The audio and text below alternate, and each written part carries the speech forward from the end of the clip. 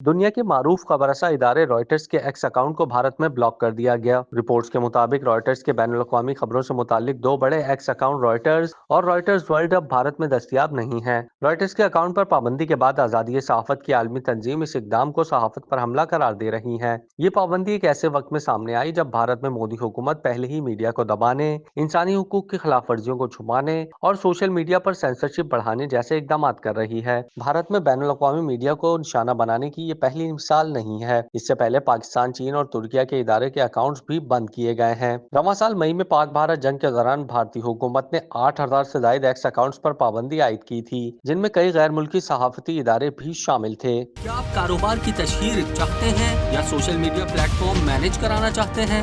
तो देर कैसी, अभी राब्ता करें ओनली न्यूज की टीम से। हमारा कॉन्टेक्ट नंबर आपकी स्क्रीन पर है।